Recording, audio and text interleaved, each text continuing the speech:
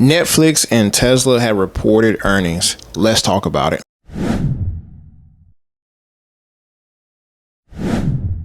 So last week we had on October 17th, Netflix had reported Q3 earnings, and they blew the earnings out the water with a 15% year-over-year growth within their Q3 operating margins. So one of the things that led to Netflix doing so well was the fact that Netflix was able to make this transition as far as in their subscriber model and their tier packaging. So for those who remember, Netflix had went from those who are sharing passwords now have to increase their subscriber membership. If not, you have to force these individuals off your your subscriber list and make them get their own subscription to Netflix. And this has driven up a lot of revenue for Netflix because this is just another source of income at this point now. And then you also have the tier adage package when it came down to as far as people have to pay for the tiers that they want when it comes down to advertisement. If you don't want advertising, you have to pay a higher subscription fee and so on and so forth. So this has done tremendously well and worked in favor for Netflix as far as their operating income.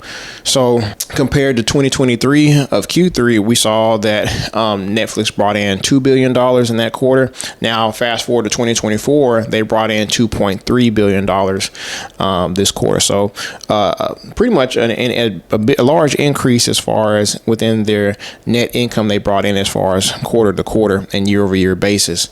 But a lot of it also too is attributed to the fact that Netflix has been able to help out with a lot more engagement. So they've been able to get a lot more people to be involved in the content that they're watching. And one thing that they've been using is their weekly top 10 list. Now, this is just pretty much a peer review done by subscribers and content that they find interesting, and this is just increased engagement for people to one, buy the subscription, but also two, just the hours that they're putting into watching content. So that's one way that they've been measuring, and the conclusion that they came to, which was that people are spending roughly about 2 hours of their day or of their time when watching Netflix content. So despite the writer's strike and all that stuff like that, that pretty much had put a halt onto a lot of their products coming to light, we've still seen that Netflix has been able to deliver with a lot of good products as far as like to engage with screen time. And another thing that many people were speculating, when you had Reed Hastings, he donated quite a bit of money to the Kamala Harris campaign. And as a result, you started to hear an uptick of people canceling their membership. Now, that's neither here nor there as far as political affiliation, but this is definitely going to hit as far as Netflix's profit margins. But we still saw an uptick as far as in their Q3 profit margins, which just shows that it pretty much there's a healthy demand. You got 15% year-over-year growth based off of ad paid memberships.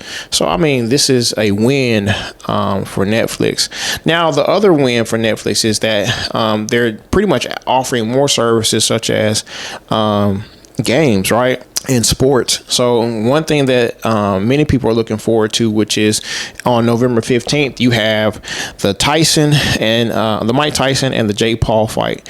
Many people are looking forward to that. And this will be one of Netflix's big debuts as far as into sports. But not only that, they have 2 Christmas games this year. You have the Kansas City Chiefs versus the Pittsburgh Steelers, and then you have the Houston Texans versus the Baltimore Ravens. So Netflix they're doing pretty well. I mean, they're again just finding different ways to have engagement amongst their viewers.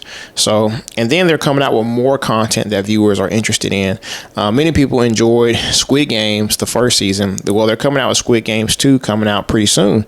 So, they're just constantly finding new products and services to offer to its viewers to help with engagement. So, good job, Netflix. So next we have Tesla. Q3 earnings. Tesla did pretty well as far as within delivery, as far as their vehicles. We saw that profit margins increase tremendously due to the fact that they were able to get a lot more vehicles out there this quarter. Now, a lot of fears were centered around Tesla due to the fact that in this totality, the EV space has been diminishing. The demand for EVs has been going down. And I think just due to the fact that many people have concerns and woes as far as, EVs in general, whether it's the infrastructure being there, full self-driving, battery life, and then just how does it fare to your typical unleaded diesel vehicles, right? The performance. So the demand has just been diminishing. And then keep in mind too, you had last year with this big climate change and climate storms that took place where a lot of EVs failed due to the fact of just cold weather. The cold weather just pretty much eroded the batteries, right?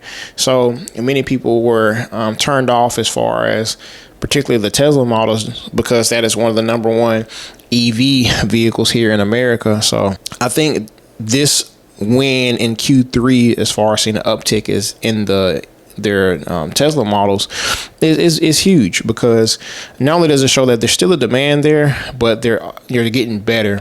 And one of the things that worked out well for Tesla was that they're trying to get more vehicles within the affordable range. So they've gotten a lot of their vehicles down to the $35,000 range, which is $35,000. Yeah, that's pretty much cheaper than what a lot of the average cars are going for now. I think you're looking at as far as like $48,000 to $50,000 for like your average vehicle right now. So this is a huge appealing factor for EVs, or particularly Tesla, to be able to get their operating costs down to make where their vehicles are a lot more affordable for your everyday American. Now, this doesn't take away as far as inflation and whatnot, and which is eating at people's pockets. But for people who are interested in switching to EVs, this is a little bit more affordable. But I think many people are also looking forward towards their full self-driving, and this is something that they've boasted in this Q3, which was that they have made improved features with their 12.5 series, which is supposed to pretty much have improvements towards safety and comfort for users who are using their FSD. So I think we're starting to see just small incremental wins for Tesla. But you have companies like Google who invest in Waymo, who been doing full self-driving for quite a while now, like in Arizona and San Francisco. This is something that's been going on for a very long time. But I think since Elon's Tesla models are seen as a like the staple, the brand of EVs, I think a lot of people are looking forward to them getting it right.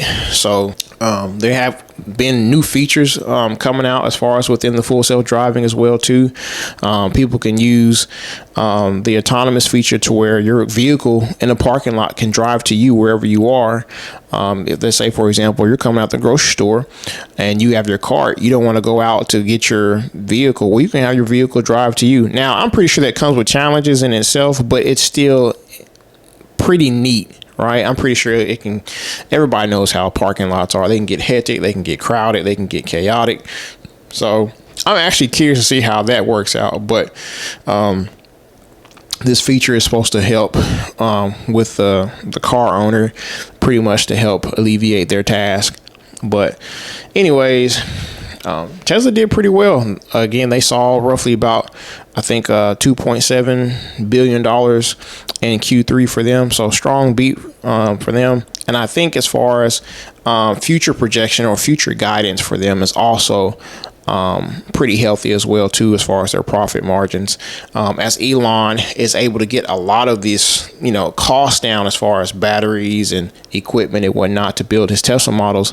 I think you're going to start to see that the Tesla vehicles, the price range continuously comes down a little bit more. So, but and really, if you just look at as far as Elon in his totality, like if you just look at him as an innovator, he will go down as the greatest innovator of our time. Between SpaceX, Neuralink, Tesla, he has these different products and services that he's building out that is going to be just game changing. Starlink, these are just game changing, life changing innovation, technology that is just going to revolutionize our world as artificial intelligence becomes more of a thing.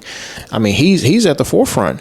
Him and Jensen Huang and a lot of other companies and software built out companies are going to be the face of this. And I mean, he also had his recent event, We Robot, and that was an event that took place in Hollywood where he was able to pretty much display as far as his self-driving cab services, robo-taxi services. And though headlines said that, you know, people weren't wowed by it, I mean, that in itself was pretty interesting. You know, I think, you know, he doesn't have the clear to get, you know, as far as like all the full self-driving vehicles that he was trying to display like he did in Hollywood. I think that's the reason why it was done there. You know, the sets can be built out to be tailored to pretty much work within those environments. And he got to display it as far as, you know, even the Optimus robots as well too. So, I mean, this dude he's on a run. He's in his stride. So, I mean, from, like I said, Neuralink, he's able to help people, you know, get their sight back. Those who are quadriplegics now have the opportunity to get the chip to where they can pretty much gain some mobility back. With SpaceX giving, you know, pretty much internet to rural areas. I mean, he's doing a tremendous job. And I think him partnering up with Donald Trump is, you know, a tactical move on his part to pretty much help implement as far as some of his products and services. So I think there's a lot of upside for Elon in particular, but also Tesla. So, but anyways, man, this has been a very interesting earnings season so far. Next week, we have Apple, and we have Amazon, we have Google and Microsoft reporting earnings. And there's a lot of mixed reviews, but also a lot of, you know, optimism there as well, too. A lot of the, I guess, skepticism is around, particularly Apple. You know, Apple has been making headlines, not for good reasons, but, you know, just due to the fact of lack of innovation and also a cut in their production when it comes down to their bread and butter, which is their iPhones. So we saw a couple articles that the iPhone 15 was going to be diminished, and then also too, you have your iPhone 16s that they're already cutting production of those as well too. So, and I believe Tim Cook has made the announcement that they are now going to start releasing iPhones every other year now. So I'm a big Apple investor, and I'm a Apple believer.